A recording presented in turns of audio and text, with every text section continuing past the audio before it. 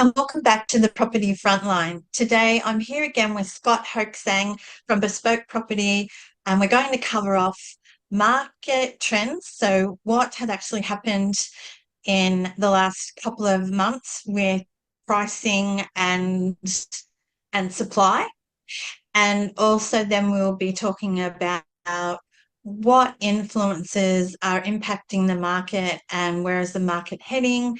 And we're also covering off today the strategy of rooming houses. So let's get started. I need to share my screen so we can talk about the stats and get rid of this. Right. So to aid this, I might just jump into into the actual data. So Scott, would you like to start off by looking at this chart and explaining what it is? Sure. So I think you've heard from us in previous podcasts about the federal government's commitment to building 1.2 million homes over the next 5 years. Doing the math on that, that's 240,000 a year, 20,000 a month. That's our target. We are looking at ABS data on total dwellings approved. So this is not what's actually gotten built. This is the way the process works is properties are first approved, then they're commenced to be starting to be built. Finally, they're completed and go on the market. So these are approvals of houses, which is the blue line up on the top, running at about 9,000 a month now. Trending slightly up from what we can see, but still well below our very high peak of over 12,000 back in 2020, going into COVID. Remember the home builder grant days? Our second line is units and townhouses. They call it everything except houses. And we're seeing a falling trend there, falling all the way down to 4,000 a month. That means a lot fewer units are getting approved in our capital cities. It's really not the sign we want to see for the housing targets and getting to where we need to address our rising supply. Debra, do you want to jump into some of the state-specific data? Yeah.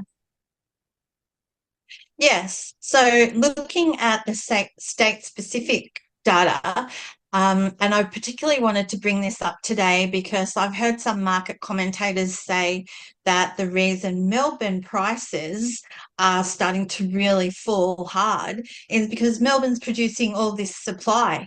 It's really, really not true. There's a slight uptick in supply for Melbourne. So if we look at Victoria, and we can see houses are up by 0.7 over the previous month, and overall they're up by about 1.2, but really they're still way below on their main targets, and the amount of increase in building activity is so small, like it's less than really 1,000 per month, and that's not what's actually it's not enough property, particularly as this is approvals. It's not enough property to say that this is actually producing the softening in purchase prices for Melbourne. It really will come back to the fact that the legislation and the restrictive taxation regimes that were introduced in Victoria is really causing a lot of owners to sell out. Some of the other things that we're looking at here, so New South Wales is still really behind on supply. Their amount of approvals is going down. But interestingly, Queensland, South Australia and Western Australia are at least they're producing a little bit more, and goodness knows why. Northern Territory, why would they be on a big building trend It's probably due to costs, Mm. something that we can dig into a little later. Um, Now, when we're talking about supply, I always look at listings because that's how many properties are there available for us to purchase. I've also heard market commentators say, oh, there's such a big increase in supply of properties available for sale. Well, that's not true either, because this dotted line, and this is CoreLogic data, this dotted line is the 5-year average, and this is the 2024 current trend line of listings. And like, sure, it's up, but it's not up by much. And I'm looking in property, I'm looking for property across Australia, except Victoria. And the properties that my clients want to buy, there's virtually, well, there's very limited stock available for us to purchase of property that's really, that's really good value, Yeah. and has a lot of potential. So we are seeing a lot of um, certain types of units, like the one-bedroom apartments. So there's a lot of them, but like, who's going to buy them? Not me. Anyway, and so now on. Oh, is there anything you wanted to say about that? No, we're going to just drill into the state data, right? And just see how this deviates across the different Yeah. states. So this is SQM's total property listings data, breaking it out across our capital cities, and really two big differences here. So we do see an increase in listings in Sydney and Melbourne, with listings up 11 and 15%, and Canberra listings way up at 31%. But that's being offset by falls in listings, huge fall in Perth, down 29%. People are just not Mm, selling in Perth. Adelaide down 16%, and Brisbane closer to break even. It's -4. So behind the numbers we just showed you, that there's not a lot of change. There is some apparent deviation in the different markets, but it sounds like, Deborah, you're not seeing that on the ground, and that may be because the increase in listings is maybe in some of the less desirable areas of these cities. correct. And look, I don't buy in Canberra unless there's a really good reason, like someone wants to actually buy a home there. Um, as an investor, I have always been bearish on the ACT, but look at their increase in listings. Like, that's huge. Yeah, There's something going on there as well. I would say a lot of new, Alrighty. I would say a lot of new units are hitting the market there, and that's putting a Sorry. lot of pressure. A lot of new units are hitting the market in Canberra, and that's likely putting pressure on the people that own the old units, just deciding to sell up with rising interest costs Yeah. and the losses that they're bearing. Mm, okay. All right. Well, so that was what's happened in the market. So what we're going to do now is look at some further market influences and trends. And one of the more leading indicators we would look at is housing loan commitments. And this is a chart from the latest Reserve Bank chart pack. We know that the Reserve Bank really hones in on this particular data. And it's very important because it gives an indicator of where the property market might be heading. I'll just explain. So we'll start up here. So this shows all of the loans that were being applied for and being granted during that really peak market, just as we were coming out of COVID. Mm. And so market went crazy. Then, of course, a massive dip. And then we can see that loan approvals have started to really increase. But what is underneath that, what are the key splits? So owner occupiers, which includes first-time buyers, we can see that they started to trend up.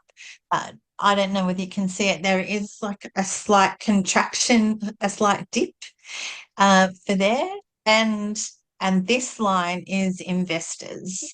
So investors are gearing up as well, but they have kind of flatlined over the last, say, 8 weeks.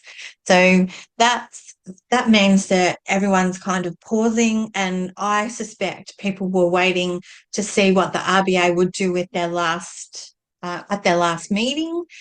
And because they've left things the same, so they didn't increase the cash rate, I expect we'll really start to see more people trying to get their loans. But what are they buying? So what we wanted to talk about today is rooming houses. So I'm seeing a lot more people really hunting for high return. And of course, I'm talking about investors here. Some people are getting really caught up on like an NDIS strategy where you're being hard sold into buying something brand new or off the plan, where it might be, say, a 4 or 5 studio kind of structure, but where that the developer will say that the government is going to provide the tenants. I've written quite a few stories about how this is a pathway to financial, so you have to be very, very careful about it. But that's not to say that the rooming house approach can't work.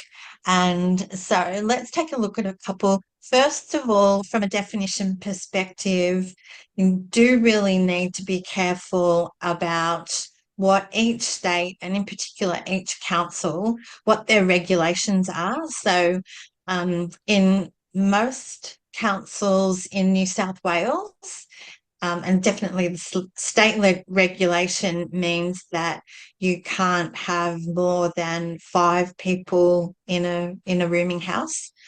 And that includes like the main tenant, so 6 overall. But we're just about to show you a couple of examples. One of them is for the Brisbane City Council, and that one, in Brisbane City Council, you're not allowed to have any more than 5. So, Scott, over to you. Explain. So we've got a little picture here of what one of these rooming houses looks like. It's sort of an interesting design. These are being built by builders up within 20 kilometers of Brisbane CBD. And if you can look at the diagram on the right and look at the little boxes, there are 5 one-bedroom units all in this one dwelling, starting up the left side in the front, living room and bedroom, going around the back, coming back around up into the front. And there's also a common area. There's a common kitchen, laundry, and dining room table. What we found interesting about these designs are that the units themselves are very self-contained. I really hadn't seen this anyplace else in the country. One-bedroom units, not studios. They have small kitchenettes. They have their own bathrooms. And most of them will have small alfresco areas out the side as well. So effectively, it is like having 5 separate units all under one house. You know, the numbers and the Yeah, returns and on can I these. just can I yeah, because I struggled to understand this when I was first looking at it, because of the in fact it's a little bit tiny. So so you enter this way. This is the shared living and kitchen. Correct. And then for this unit, there's a bathroom, living, bedroom. And then this is bedroom, living, bathroom. Yep. Bedroom, bathroom, living, living, bathroom, bedroom, bathroom, living, bed. Yeah, okay. Yeah. And what else? So what's not shown, there are probably 2 to 3 car spots on these sites as well. This is a rather large block. The builder's building it in Brighton, which is a lovely Bayside suburb, north side of Brisbane. Good for singles to live there, lots of amenities. And that is one thing about this council's rules that you do need to be aware of. these can only be rented to individuals, no couples, no pets. These are for single people only.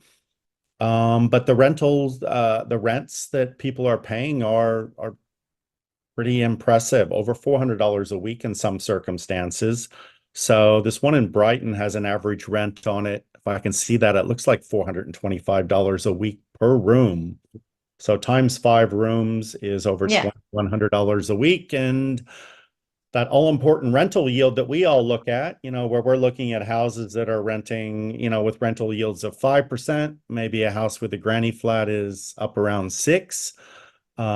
These rental yields can be up north of 8%, in the 8 to 9% range. You just don't see that in residential property generally. You see that more in the commercial space. Yeah. And, Okay.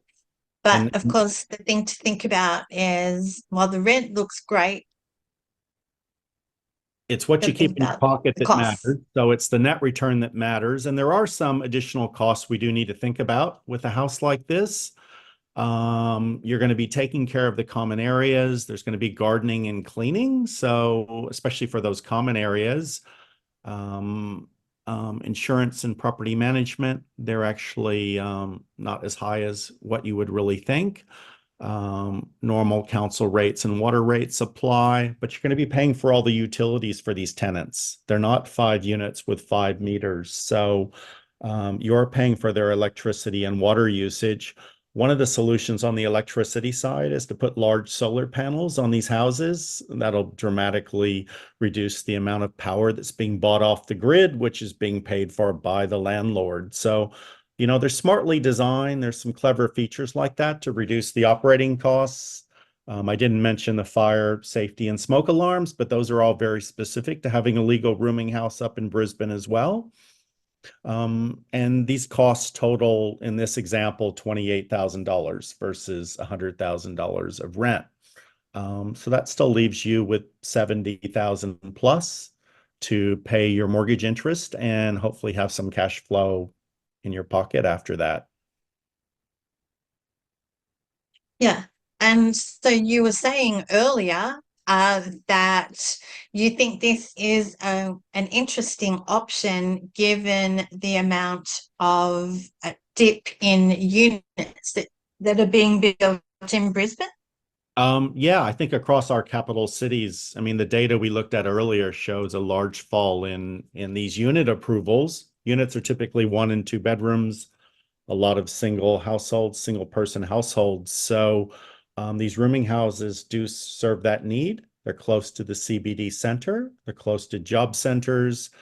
They do give people somewhat affordable. I'm not saying it's great to be paying $400 a week, but it does include your utilities. And if you did rent a new 1 bedroom unit up in Brisbane, you'd probably pay more than that, plus pay for your utilities on the top. It does come with the restrictions we talked about in that these are for single people only. So, it's a segment of the market that does need housing. They're probably building, 100, 200 a year at the moment up in Brisbane. So if you thought about it from a total supply perspective, an extra 500 to 1,000 1 bedroom units hitting the market, that still just does not come close to covering that fall off in units we looked at. Yeah. Yeah. Okay. Alrighty. Now let's move on to a couple of different options. So I mainly focus on buying established properties.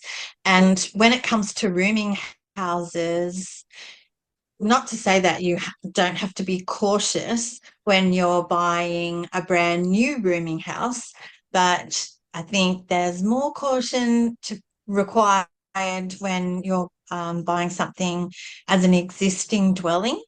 And this one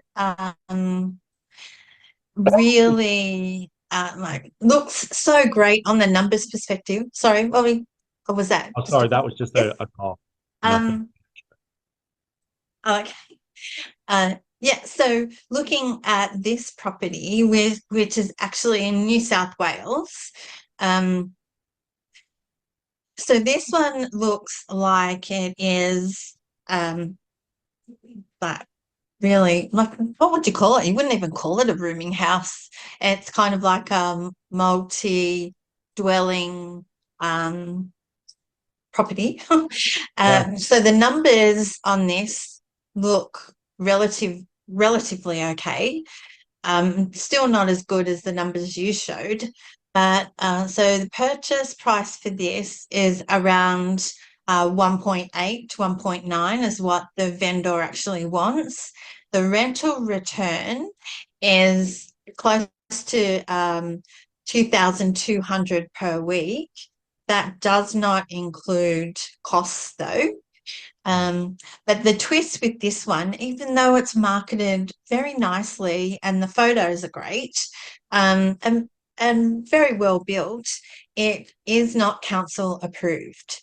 So it's always important to make that phone call to council to run these questions past them. That's what council is there for. And you can't rely on the agent to actually fess up with that kind of information, even though I think they should. Now, so the risks with this is that if something happened, would I expect council to come along and say, oh, this isn't approved, so you're going to have to pull half of this down?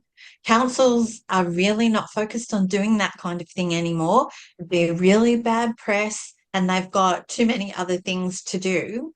But really, where I would be nervous about this would be, number one, if anything went wrong, would your insurance be voided? And number two, when you're ready to sell, or if you wanted to sell quickly, who's